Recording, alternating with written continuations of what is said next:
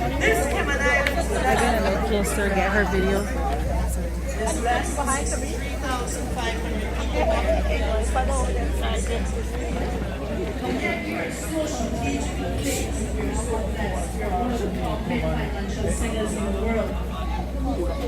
You think that's because we are British dependent overseas territory? After the 1932 hurricane, there was no England. Yes. But there was God.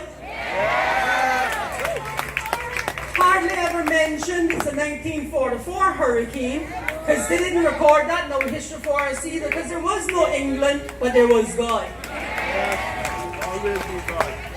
In 2004, the worst modern day disaster that we endured, Hurricane Ivan. I hope you all remember what England told us then. It's okay, you're starving to death, but your GDP is quite high. There was no England, but there was God. You all need to decide today who your God is. If you won't bow down and honor the Queen, with all respect, do so. She is the head of state for this country. But when you're bowing down and you're honoring the monarchy and the UK government and the FCO and all the rest of that, you just raise your head up and whisper to them and you say to them, Jehovah is my God. I respect you, but I uphold His word. I'm not telling you to be mutinous or treasonous or anything of the sort. Alright? But remember who delivered you. Who delivered us.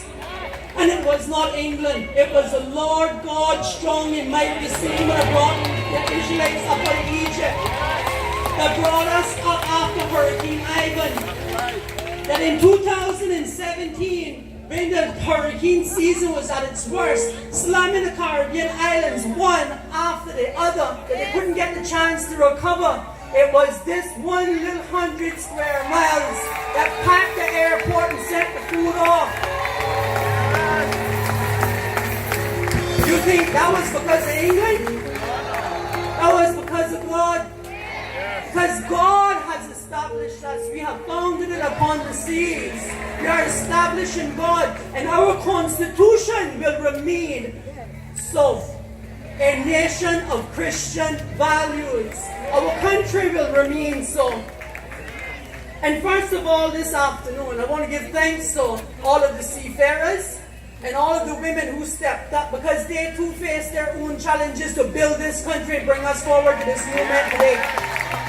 And they did so on the power of God, the same God who we have come here to honor today. We thank God profusely with every fiber of our being, every thought that we have in our minds, every cell in our body, and every action of our hands and of our words from this moment on. There will be the consideration for God, because we have been a sinful people. He has brought us to our knees. And when we rise up this evening, we got to honor God. It is not optional anymore. We've got to put our foreign gods aside.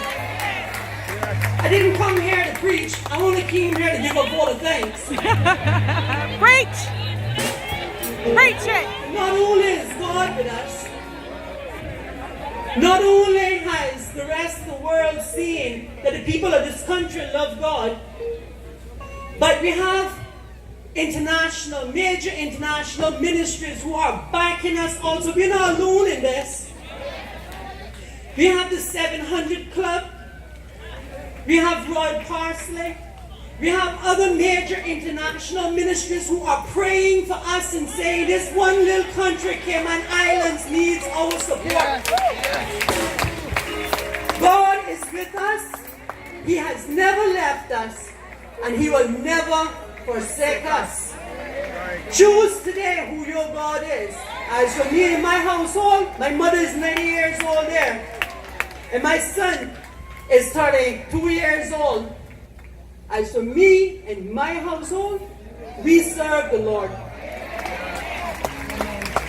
I want to say thank you to all the people out here this afternoon. The politicians are here to uphold the will of the people, and the pastors are here to guide and lead the people. It's all about the people. And I want to thank all the people who came out this afternoon to stand for God and to stand for democracy. You people are great. You are great. You are amazing. You are democratic and you are powerful. Never forget that. Don't let them tell us no foolishness about who they is. And you need to know who one is. And the children of the Most High God. Amen. Who can stand against you? You are more than conquerors through God. Don't make them people fool you. It's a small percentage of them. And God wins every battle. We are mighty in God. Not by our power, nor by our might, but by the Spirit of the living God. To the pastors for their roles in helping to bring this awesome congregation together this afternoon, we say thank you.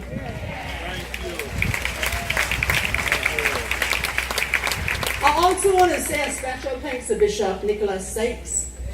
Not excluding anyone of the pastoral body, but Bishop Sykes is one who has shown me that you can be devout in your dedication to God, and you can be legal-minded and active in your country, aware, knowledgeable. Read the Bible, of course, that's where your guidance comes from. But then you're going to put all that you have learned, all that power and authority that's been invested in you, you need to apply it in this world, this way it is.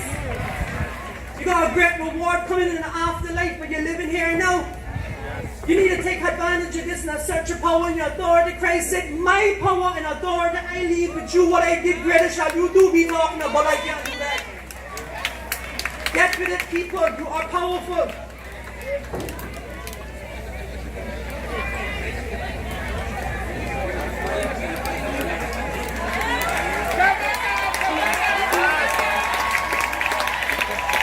Jehovah is his name. If you ever get a little bit confused and you get in a war, you just remember that. You carry that song with you today. Jehovah is his name. Jehovah is his name.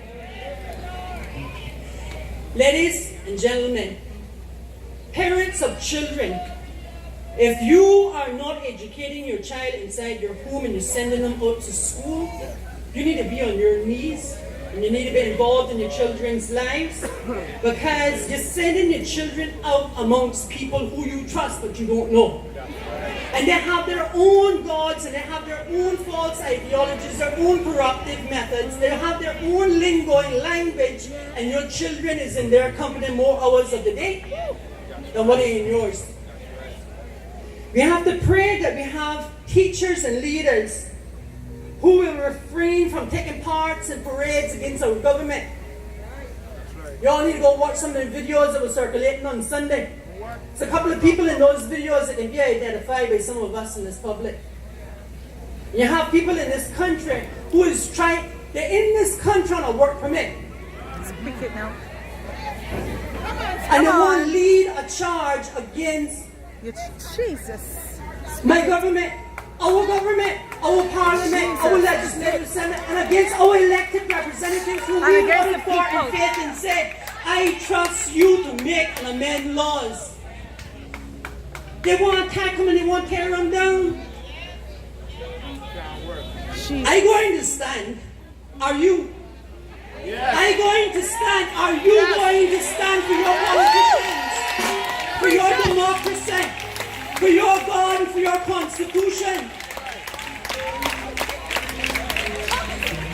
If you don't stand, the FCO is going to tear us all down, and then we're going to go crying to the politicians and the pastors and talking about how it all went wrong.